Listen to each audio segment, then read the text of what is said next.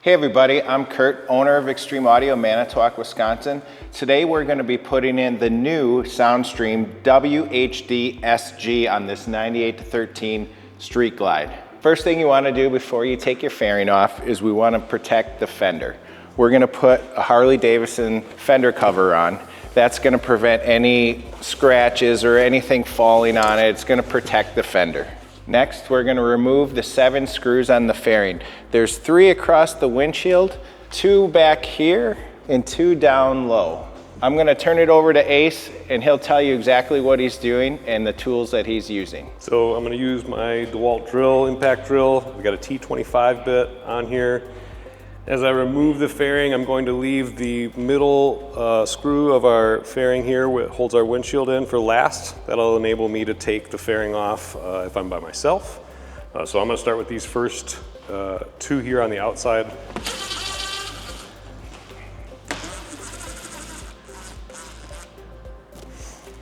It's a little easier to access the screws of the fairing if you turn the bike handlebars one way to access the appropriate side.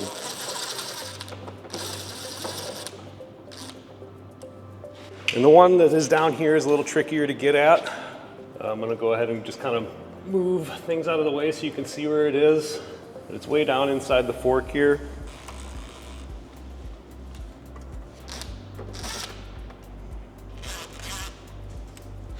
I'm going to turn the bike handlebars back straight. I'm just going to kind of straddle myself over the front wheel. Remove that last screw. So I'm going to take the windshield out and I'm going to put it underneath my arm, kind of like a chicken wing move. And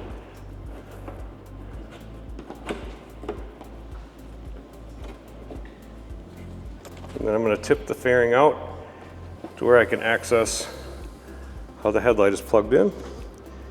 Then I'll squeeze on each side and pull it off, and it should disconnect. And then I'll take and set my fairing out of the way. I usually set my windshield right next to it so I don't forget. Next, we'll take out the 4 screws. There's 2 on each side of the radio.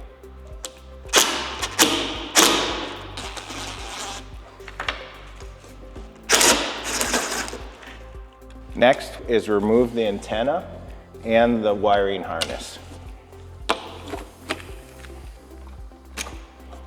Okay, now everything is taken off the radio. I'm going to take it and give it a little bit of a wiggle. Just start to shuffle it back. It's going to be kind of caught on these bracing points that are built into the bike itself. So it might be a little tight pulling it out, but that's just the way it is.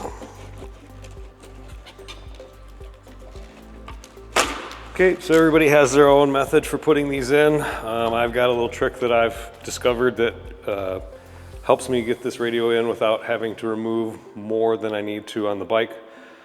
So these 2 screws right here, holding on your front blinker marker, if you just loosen these up just a little bit. So when we're putting the radio in, it gives me a little bit of room here to get past my ignition. And sometimes the mounting screws or the mounting ports of the radio itself can get a little hung up. Just gotta kind of walk them back and forth through there.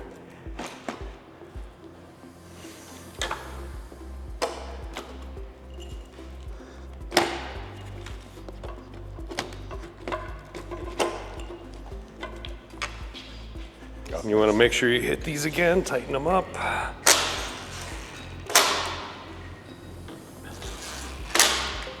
So when you're putting it back in, make sure you pull it back far enough that you can see your mounting points of the radio through the opening in the bike where it sits in here. And I usually try to get them finger tightened or finger started at least before I use a tool or anything else to try to tighten it in. Wiggling the radio around a little bit.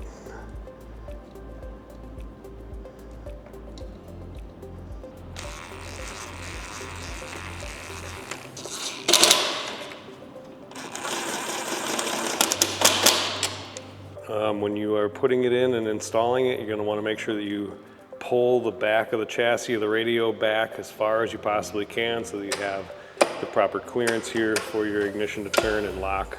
It's pretty tight here, so there's not a whole lot of clearance. Okay, so we're going to go ahead and connect our radio harness. You're going to have two on there. Obviously, it's going to be the smaller of the two that will plug into here. And then if it did have the other plug, you would plug that one into here, which creates your rear output. And then this one will go on to the radio itself, kind of like how the newer style radios go with a latching style lock to get it in place. You're going to make sure they put it in right, pull the latch all the way over.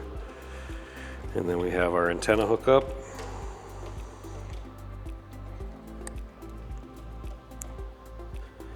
We also have our directionals up here. Since they're going to be covered by the new radio, we have to reestablish that, which is on the new radio screen. And that's in this harness up here. So you take and you unplug this one, and we're going to plug this one in here. And that should give you your blinkers right, left, and also the transmission indicator to let you know when you're in neutral. And then we have our USB, which is going to take the place of our cigarette lighter. You have to take your little cap off here and the little plastic nut that they provide. We're going to take all of this off, and then we're going to stick it through where the cigarette lighter opening is, and then we'll put all this stuff on the other side of it to hold it in place. So we're going to take our cigarette lighter out. We're going to remove these posts back here. This orange one will become live when you turn the bike on, so I usually take a little piece of electric tape and just make sure we seal it up so it can't short out on anything once we've done that. And then the cigarette lighter itself has two housings really, or it's like a collar type assembly. So I take the cigarette lighter out itself, and then I take my fingers or my thumb, something I can press on this little ring collar here with, hold that in place. Then I grab the collar back here, I take and turn it like this. And it just threads over the top of itself like that. There you go, cigarette lighter removed. And we're gonna take and put our USB port in through there and keep all those parts and pieces that we took off. We're gonna put them on this side.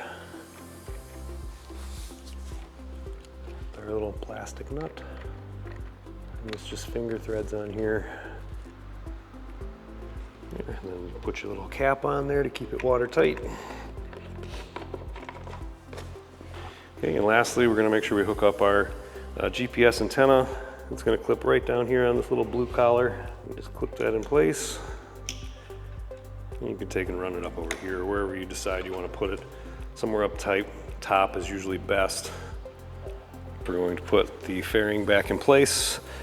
I want to make sure that I don't have anything blocking these 2 points down here, because those can be tricky when we're putting it back together.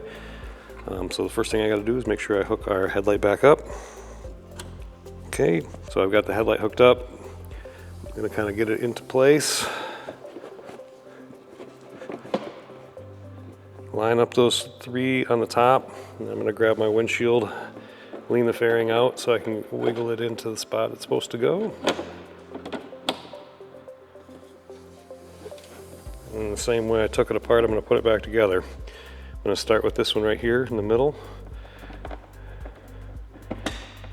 And if you have it on there right and close enough, you should be able to tighten it up even with just a few finger turns. And now I know that the fairing windshield will stay in place while I'm working, and I can let go of it. And put these 2 on the side. And again, I'm going to leave everything loose until I have all the screws in place so that I can maneuver the fairing to get it in the right position if I need to.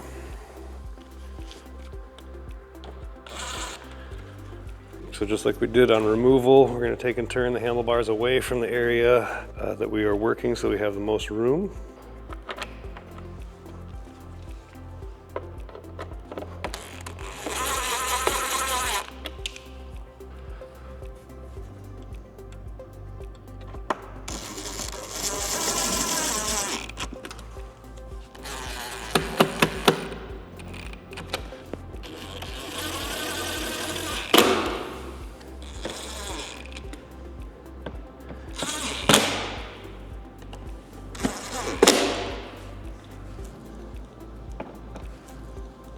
All right, we got our new radio installed. You can see this makes this old bike look brand new. The WHD.SG has these new phantom buttons, so when you turn it off, the buttons go away. Also has a lot brighter screen. Your controls here for your blinker and your neutral are much brighter than the old version. So on the new model, this has wireless Android Auto and wireless CarPlay. It's certified by Apple and Android. If you'd like to purchase one of the new Soundstream Street Glide radios, they're available on our web store at extremeaudiostore.com, or see us at a rally and we can install one for you.